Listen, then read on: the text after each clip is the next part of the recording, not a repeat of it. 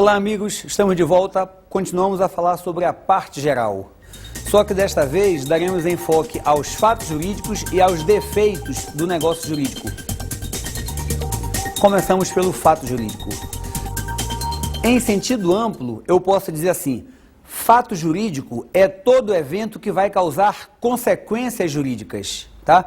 Agora, esse evento pode ser de diversas origens, ele pode ser uma atuação humana, pode ser um fato da natureza, então aqui eu vou fazer agora uma nova distinção. Então vejam, a ideia inicial é essa, fato jurídico em sentido amplo é todo evento que causa efeito jurídico, causa consequência jurídica. Dentro dele nós temos agora, fato jurídico em sentido estrito, são aqueles fenômenos naturais para os quais não concorreu a intervenção humana e que também provocam consequências jurídicas. Vejam, uma chuva, um tsunami, um terremoto, nascimento, atingimento dos 18 anos, são fenômenos naturais que provocam consequências jurídicas. A gente pode fazer uma nova distinção. Olhem só, nós temos até agora fato jurídico em sentido amplo. Dentro dele, fato jurídico em sentido estrito, que pode ser ainda subdividido em ordinário e extraordinário. O fato jurídico em sentido estrito ordinário é aquele comum do dia a dia, a morte, o nascimento, o atingimento da maioridade. Já o extraordinário é aquele que foge ao comum, são os casos fortuitos ou de força maior. É onde nós temos a tempestade, o maremoto, o terremoto, etc. O amigo acaba de ver aí o nascimento de uma pessoa e um furacão. O que essas imagens têm em comum? Refaço a pergunta. O que o nascimento e o furacão têm em comum? Tem em comum, amigo, exatamente o fato de que ambos provocam consequências jurídicas, criando direito, modificando direito, extinguindo direitos, etc. Por isso são fatos jurídicos, no caso em sentido estrito. Em seguida, nós temos, dentro ainda do fato jurídico em sentido amplo, aqueles que decorrem da atuação humana. Vamos lá fazer um apanhado do que nós temos até agora. Fato jurídico em sentido amplo, tudo que provoca consequência jurídica. Aí dentro dele nós vimos, em sentido estrito, aqueles fenômenos naturais que provocam consequência jurídica. Ainda dentro dele temos agora, atos humanos. Atos humanos que podem ser lícitos ou ilícitos. Vejam, essa atuação humana que vai gerar consequências jurídicas, nós podemos ter o ato ilícito, que gera o dever de indenizar, é o que diz o artigo 186 do Código Civil, mas nós temos também o ato humano lícito, o ato lícito da vontade. E aqui cabe uma outra distinção, que é a seguinte. Nesse ato lícito, às vezes, o ato é praticado com a finalidade de obter um determinado resultado. E às vezes não, às vezes o resultado está previsto na lei, ele não era desejado pela parte. E aí eu vou fazer a distinção dando exemplo que fica mais fácil de captar.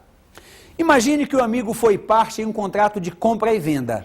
Ora, quem celebra contrato de compra e venda quer obter os efeitos que a lei prevê, que são, dentre outros, mas principalmente, gerar para o comprador a obrigação de pagar o preço, gerar para o vendedor a obrigação de entregar a coisa, efeitos que as partes querem. Mas olhem só, imagine que você, quando sair daqui da nossa aula, ali fora venha encontrar uma carteira perdida. A lei, ao tratar da descoberta, lá no artigo 1233 seguintes do Código, o Código ele diz assim, você que encontrou coisa alheia perdida, você está obrigado a devolvê-la ao dono. Você, se não souber quem é o dono, terá que procurar para tentar localizar esse dono. Se não conseguir, vai entregá-lo à autoridade pública. Por outro lado, esse dono, quando você lhe devolver a carteira, ele terá que lhe pagar uma recompensa. Não é favor que ele lhe faz, é a obrigação que a lei impõe. Olha só, faça um resumo de tudo que a gente disse até agora. Você simplesmente encontrou uma carteira, você não queria efeito jurídico nenhum. Pouco importa, a lei lhe empurra esses efeitos jurídicos. A lei é que vai gerar para você a obrigação de devolução, para o dono da carteira a obrigação de lhe pagar uma recompensa, tá? Então, vamos lá ver a questão na nomenclatura. Aquela primeira espécie de ato lícito, aquela onde você queria o efeito que a gente falou lá na compra e venda, aquilo é chamado de negócio jurídico, tá? Então vejam, dentro dos fatos jurídicos em sentido amplo, nós temos aqui, estamos tratando do ato lícito. Esse ato lícito que tem a intenção de obter efeitos é chamado de negócio jurídico. Já a carteira que você achou, que você não estava procurando efeitos, mas que mesmo assim os efeitos serão gerados, isso é chamado de ato jurídico em sentido estrito. Isso se encontra previsto no artigo 185 do Código Civil. Tudo bem até aí? Pois bem, vamos falar então especificamente sobre o negócio jurídico, ou seja, aquele ato lícito da vontade em que a parte especificamente quer obter determinados efeitos. Começamos falando sobre os requisitos de validade do negócio jurídico, tá? Nós temos esses requisitos previstos no artigo 104 do Código, que diz assim: para validade, o negócio jurídico precisa apresentar agente capaz, forma prescrita ou não defesa em lei e objeto lícito, possível, determinado ou determinável. Para validade, o negócio jurídico precisa apresentar agente capaz, forma prescrita ou não defesa em lei e objeto lícito, possível, determinado ou determinável. Começamos fazendo um rápido exame pela questão do agente capaz.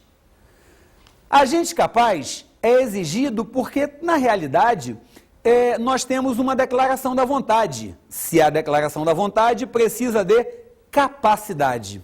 Agora, olhem só. Essa capacidade, tá? O lado oposto nós já sabemos, é a incapacidade. Quando a gente é incapaz, se a incapacidade for relativa, ela só pode ser arguida em favor do incapaz, jamais em favor da outra pessoa que com o incapaz negociou.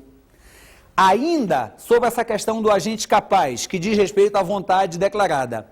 Vejam só, o silêncio, isso é importante, hein? Chama atenção que isso é importante. O silêncio pode ser tido como declaração da vontade? Pode, mas não é sempre. Aquela história que a gente ouve, quem cala consente, não vale no direito. Quem cala, em princípio, não disse nada para obter finalidade jurídica. Mas em certas circunstâncias é possível que o silêncio sirva como declaração de vontade. Quando é que isso acontece? Bom, o silêncio vai servir como declaração da vontade, diz o artigo 111 do Código. Quando, primeiro, a lei não exigir declaração expressa da vontade.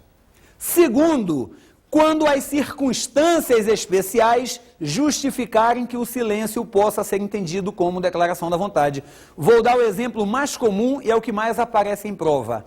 Na doação pura, tá? Na doação pura, diz o Código, se o doador fixar prazo para o donatário dizer se aceita, se o donatário ficar em silêncio, nada a responder, o Código manda que se entenda esse silêncio como sendo declaração da vontade. Tá?